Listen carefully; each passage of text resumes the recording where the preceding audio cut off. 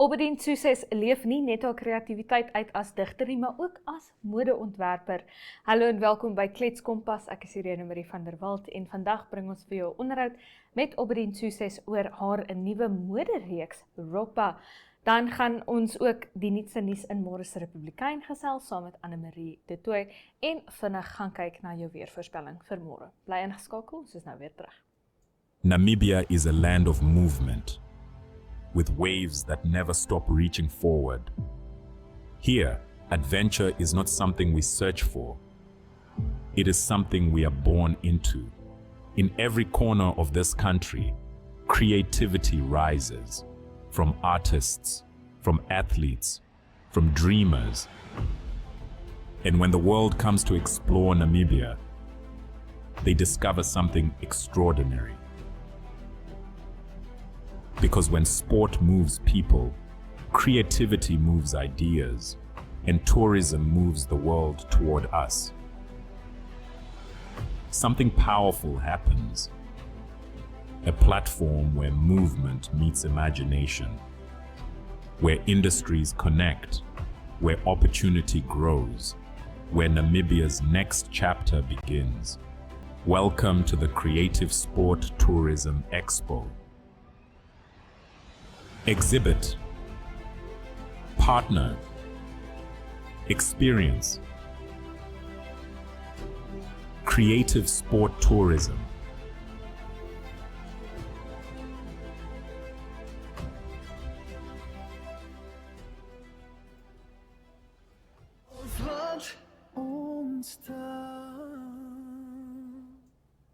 Anne-Marie de Tooy saam met my in die Klets Kompas ateljee. Anne-Marie, hoe gaan dit? Ek is net bly om hier te wees.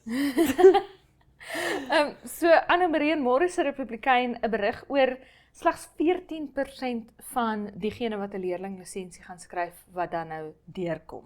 Ja, dit is vanaf die nuwe e-leerlinglisiensiestelsel in plek gestel is. Hoe dit werk is essentially, hulle skryf op rekenaars en die rekenaar merk jou vraestel en jy kry onmiddellik jou uitslae. Dit is nou nog net in Okahanya, as ek dit nie mis het nie, is die eerste plek, maar die minister van vervoer wat sê, hulle het nog, ek dink 25.3 miljoen Namibiese dollar, wat in die projek ingaan om seker te maak dit word reg oor die land uitgerol. En hy sê dan ook, die rede hoekom die slaagsyfer so min is juis omdat hierdie stelsel 'n akkurate manier van toets is. Daar's nie vraestelle wat kan lek sodat studente die vraestelle voor die tyd kry nie. Daar is nie 'n bedroggie wat kan gebeur, 'n geldjie wat oor die tafel geslip word en joune word reggemerk nie. Dit word deur hierdie stelsel gemerk. En ek wat van Suid-Afrika afkom, ek en my sussie het albei ons leerlinglisensie toetse, dit is 'n verskriklike lang woord, op hierdie manier geskryf en elektronies geskryf. En toe ek teruggekom na Namibia toe, want ek kon nie met my Suid-Afrikaanse een nie uitpasseer nie en ek het dit hier kom skryf en dit is net soveel meer effektief om dit so te doen. Daar's nie iemand wat nou nog hoef te gaan 40 minute van sy dag bestee om vraestelle te merk nie. Die masjien doen dit vir jou, dis akkuraat, daar kan nie foute gebeur nie. Wel, tegnologie, daar kan foute gebeur, maar dis baie minder as wat jy dit het as 'n mens dit self moet merk. So ek dink die stelsel is 'n verskriklike goeie idee. Ek hoop net dit kan reg hanteer en reg uitgerol word en reg gebruik word en dat ons nie 'n verlies aan toestelle sien iewers along the line of so iets nie, want dis ook natuurlik een van die goed wat baie mense sê is, okay, maar hierdie goed gaan nou gesteel word, hierdie gaan nou, maar oor die algemeen dink ek dis 'n baie goeie idee en ek hoop dit maak ons leerlinglisensie-proses eenvoudiger en dat mense actually nou hulle padreëls leer, want dis nog iets wat Wyk-Inekundie gesê het, is dat soveel van ons ken nie ons padreëls nie en soveel van ons veroorsaak soveel ongelukke, juis as gevolg van, ek wil nie sê bedrog nie, want dit voel nie vir my soos die regte woord nie, maar die korrupsie en bedrog agter ons NATIS stelsels en hoe maklik dit is om 'n mens om te koop en daai tipe van dinge. So ek sien die nut daarin en ek is positief oor die verandering. Ja, een van my redes tot kommer en ek hoor jou, ek is met jou dat dit meer doeltreffend is en een half inefficiency van die leerling, dit gaan baie dom klink, né? Maar wat vir my nog altyd nie regtig sin gemaak in die leerlinglisiensieproses nie, is jy gaan NATIS toe, jy gaan boek, né? Dan moet jy weer terug gaan Nates toe om te gaan skryf. En dan, nadat jy geskryf het en hulle het gemerk, dan sê hulle vir jou, yes, jy steur, dan moet jy nou teruggaan en jou leerlinglisensie gaan optel. Ja. Dan moet jy weer teruggaan om te gaan boek. Net gou, hallo julle, ek's terug gou vir die 3de keer in 'n week. Ja. So, dit vat darm daai een tripie Nates toe vir my, om dood eerlik met jou te wees, dink ek moet jy kan aanlyn vooraf sê, luister ouens, verwag my maar, ek gaan daar wees, jy betaal aanlyn daarvoor, en dan daar gat jy weet, sodat jy net een keer Nates toe gaan, Ja. en dan jou toets skryf, en hulle sê onmiddellik vir jou, ek glo ons stelsel is nou ook so, hulle sê onmiddellik vir jou of jy deur is of nie, en dan gaan jy aan na die volgende stap toe, jy kan Ja, jy gaan na die volgende kantoortjie toe, want dis hoe dit in Suid-Afrika werk is. Ons het nou nog nie aanlyn boekings in Suid-Afrika nie, dalk het hulle al sedert ek myne geskryf het, maar sover ek verstaan is daar ook nog nie aanlyn boekings daar nie. Maar jy gaan om te gaan boek, gaan huis toe, en baie van die plekke in Suid-Afrika moet ek sê doen same day bookings. So jy boek en dan skryf jy daai selfde dag. En jy gaan maak jou bespreking, jy skryf in daai oomblik vind jy uit, okay, ek's nie deur nie.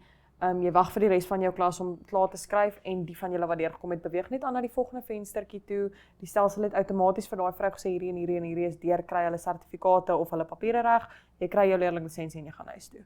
En ek hoop dat dit iets is wat ons hier ook kan sien gebeur, want dit is soos jy sê, ek onthou toe ek in Gebabes, want ek laat verval heeltyd my leerlinglisensies per abuis, ek doen dit nie as prins nie. Ja. Maar daai om heeltyd, dan moet ek nou vir die skool sê, sorry julle, ek moet gou my learners gaan boek, en dan gaan boek jy nou, en dit vat 40 minute, en dan, dit is very, very, very inefficient, tydsgewys.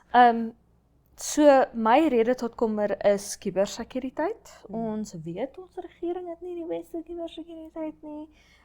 Daar is kenners en mense naby aan die veld en in die veld, wat vir my sê, jy weet, daar is 1 hek 'n maand in 'n groot regeringsinstelling, jy weet. Hulle kan nie daaroor praat nie, hulle mag eintlik nie, maar daar's nou 'n paar kenners wat my dieselfde woorde my oorgefluister het, dat daar omtrent 1 elke maand of 2 is, jy weet, waar mense se inligting verlore gaan. So, hoe is Nates se kubersekuriteit? Want jy gee vir hulle jou ID, jy gee vir hulle jou traffic register nommer, jy gee vir hulle of jy kan sien of nie. Ja. Jy weet, so baie inligting gee jy vir Nates, net sodat hulle vir jou kan jou lisensie gee. En dit is nie iets wat net betrekking het op leerlinglisensie nie, dit het in die algemeen betrekking op jou, jy weet. Ja.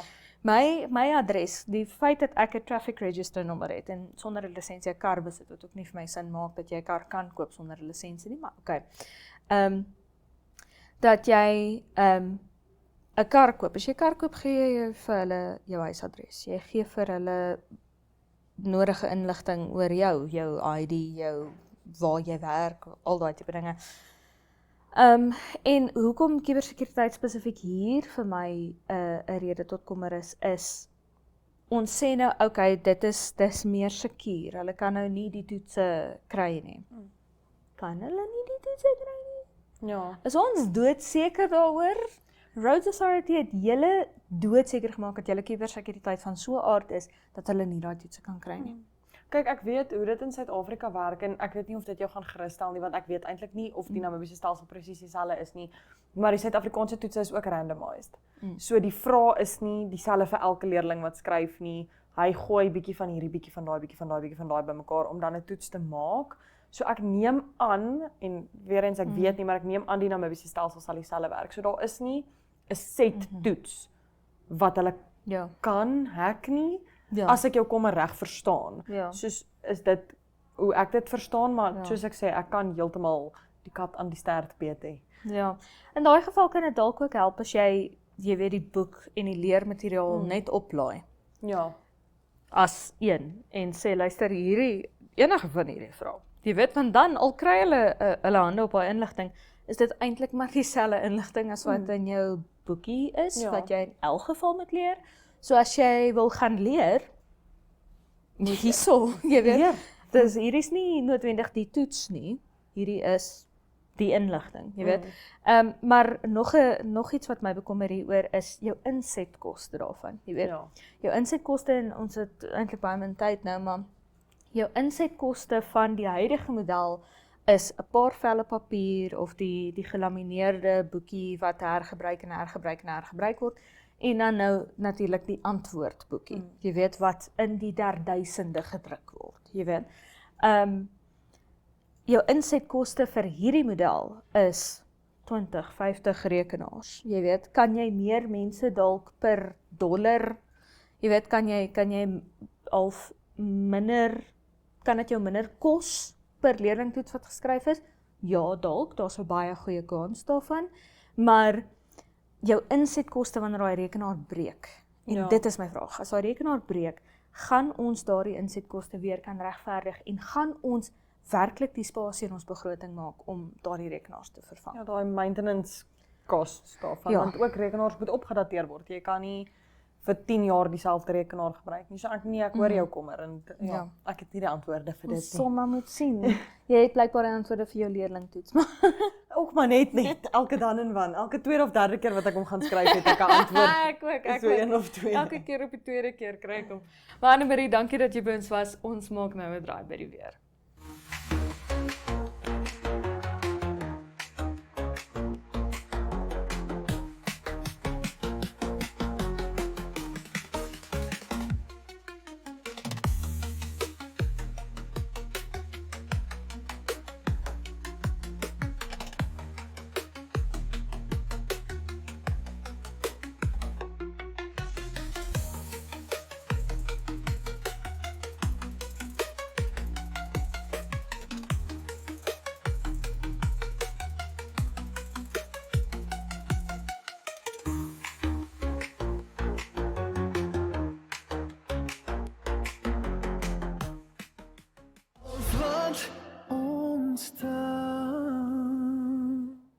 Ons gaan kyk nou na die weervoorspelling vir môre.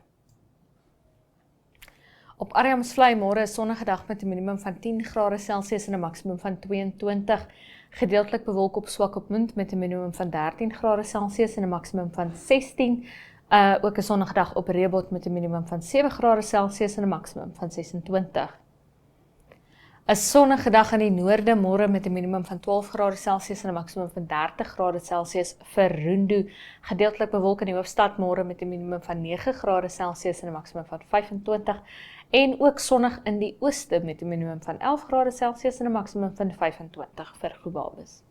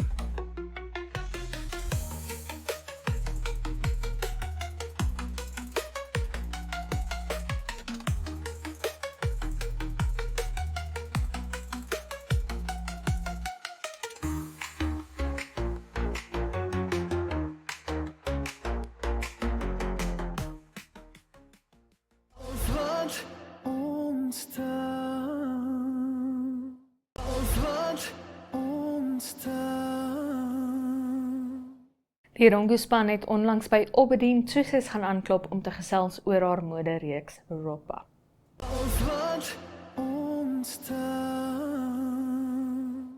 We are here in your workspace, the Ropa's workspace. Let's begin at the beginning. Just talk to us a bit about who you are. Did you grow up here? Just talk a bit about your family. I grew up in Walvis Bay. I'm the youngest of 5 children. And then my early education was at a Christian school, Woodside Christian College. And from that, we couldn't finish, so we did online schooling. That's how I finished my education, yes. But I never did go to university. I started instead doing my own business, sewing, because that's something that I grew up with. My mom taught me how to sew. She taught both my sister and I. But even at a young age, my mom always said I picked up a bit more. No shade to my sister, but I just did it a bit better. Awesome. Yeah, awesome. so that's always been something that I love. Yeah. And I know there was a certain way she taught you and your Yeah. sister. Just talk to us a bit about that. Well, my mom, I remember she gave us needles and then she gave us old clothes. And the funny thing was, I remember when she gave us the needles, I was so eager to start sewing, but she gave us like a time. She was going to give us a thing piece by piece. So it wasn't a rush. It was a little bit at a time, a little bit at a time. She taught us how to baste first, and it was the back stitching, all of these little things my mother taught us. Yeah. Oh, wow, lovely. And you've been doing this for how long now? I've currently been doing it it's coming about 4 years now. Lovely. Yeah. Lovely. Now, just talk about the pieces. I mean, every single time you do something, it's either a challenge or something fun. Yeah. Just talk to us a bit about the train of thought it goes into making a certain piece. Yeah. For me, like you said, I love a challenge. I love doing something that stretches me. So if it's something that, especially if I don't know it yet, the how I do art is I always imagine it. So I imagine the piece that I want, and then I take it apart in my imagination and I put it back together. And the bigger the challenge, the more I love it. So even with my designs, it's always sort of stretching myself and reaching for something and thinking, how can I make this even better? Mm-hmm. Yeah. Now, I know you've done a wedding dress. Yes, I have. Talk to us a bit about that. That was the most fun I've ever had. I did it. It took me about 2 weeks to finish it, especially because of the finer details. But I loved every moment of it, and the bride was so amazing. She trusted me the whole process too, so that was nice. Not a bridezilla at all. She was so kind, and I loved every moment putting the pieces together. So yeah, that was fun. Are you going to do another wedding dress? I'm hoping. Yeah. I'm hoping. And then a lot of the pieces you wear, you've also made yourself. Yes. I mean, you obviously have to be Yeah. your biggest advocate. Exactly.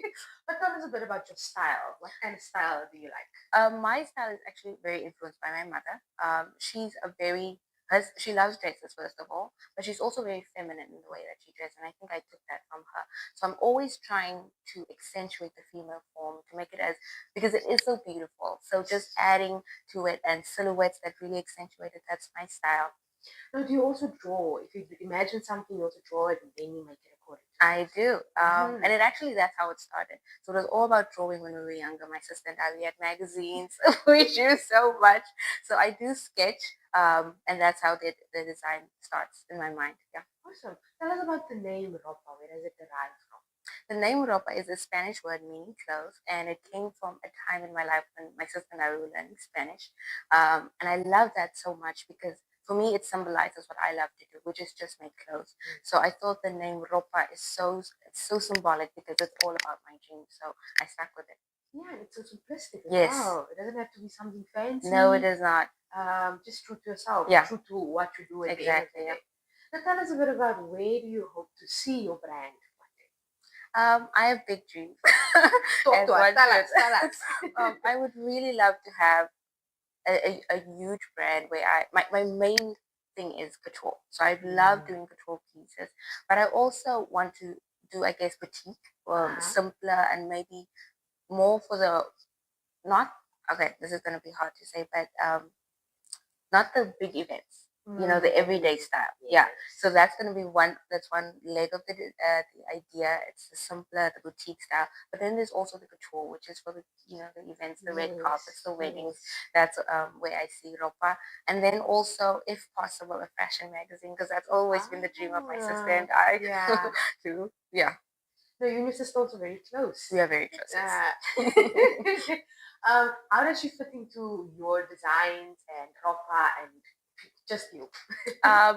Well, we started together, but she's also sometimes my model. Every now and then. I had to just pull her in and say, you have to wear this for me. The good thing is we are almost the exact same size, so it works perfectly. Yeah. But she's also my supporter. She's been there, and like I said, when we have a shoot, she's there with me. She cheers me on, so she's a huge part of my dream. Yeah. Awesome. Social media platforms. Talk to us a bit about that. Yeah. I'm on all the social media platforms, Instagram, Facebook, and TikTok. TikTok, I guess I'm most active because Yeah. you know I feel like TikTok is just TikTok. It's just TikTok, You yeah. can do whatever you want there. But then I'm on Instagram as well. I think my aesthetic on Instagram is a bit more raw than anything else. It's Okay. more about the clean designs. It's more about the femininity. So yeah, you can find me in those. Are you maybe thinking one day of like showing people how you make a piece by piece? You know, I'm watching these videos on Facebook and Instagram, and I'm like, yo, I could never. Give me a pen and a paper. Yeah. But is that maybe something you might look into one day? It's definitely something I might look into. You know, the funny thing is just when you start with a project, you True. forget to document. True. You just run with it. And halfway you're like, I didn't even document the most important pieces. It's true. It's definitely true. Now you're also a woman of many talents. Yes. You are an amazing poet, and I'm not saying that because I've heard you, but it's a fact. Do you think that would be part of your job line if you were not into sewing? What are your dreams with your poetry? Thank you. First of all, that's very kind of you. My dreams of poetry is very much that. I love speaking for sort of for people, not in taking the voice away, but putting voice to what they couldn't say.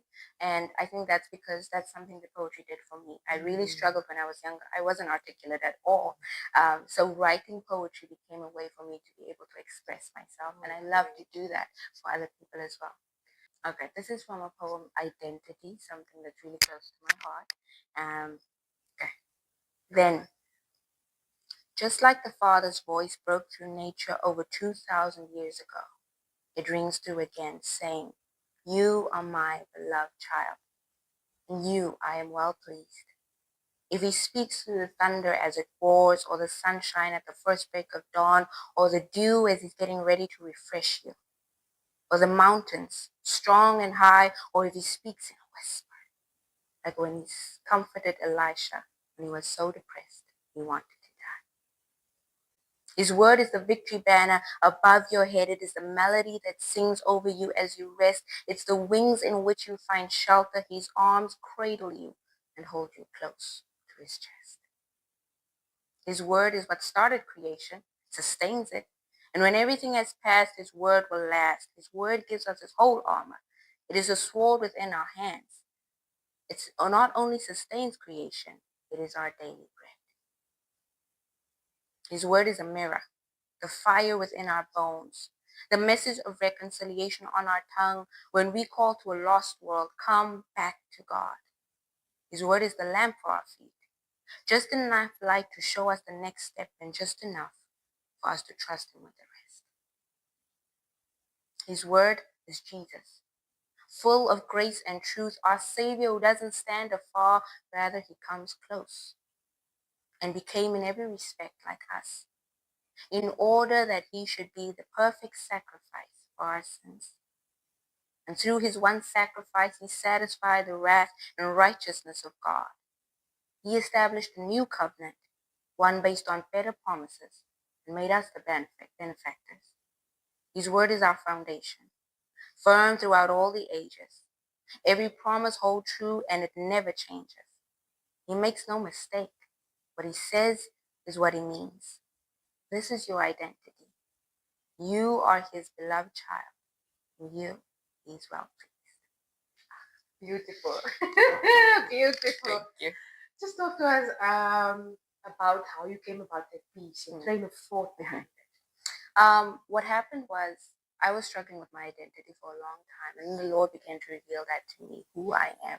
And so one day, I'm also one of the youth leaders at our church, at Living Water, and we had to stay awake, which was the kids' idea. I don't know why we agreed to that. But we stayed awake, and at midnight, we started praying for one another. And as we were going around, the Holy Spirit spoke the word identity to me. And he said that many young people struggle with their identity. And as I was pondering on that word a while, he gave me that poem piece by piece. He began to show it to me, began to show how far we lose our identity and where we find our identity in Jesus Christ. Oh, beautiful. Beautiful. And then just quickly, I know you're also involved with Coastal Poetry. Yes. When's the next event? 27th of June.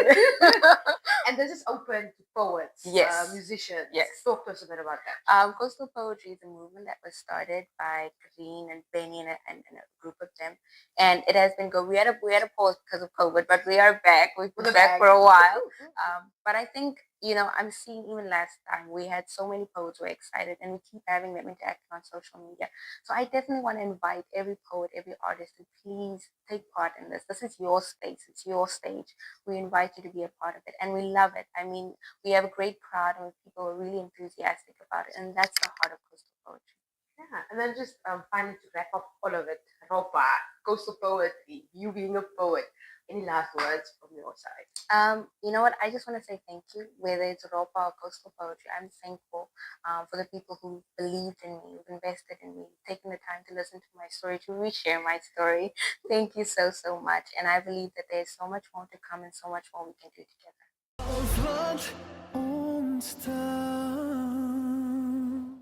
Dit bring ons tot die einde van vandag se episode van Klets Kompas. Baie dankie dat jy by ons aangesluit het.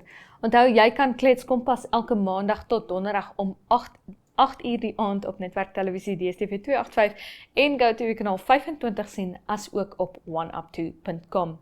So tot môre wanneer ons julle weer sien van my en die Klets Kompas span. Is dit mooi bly.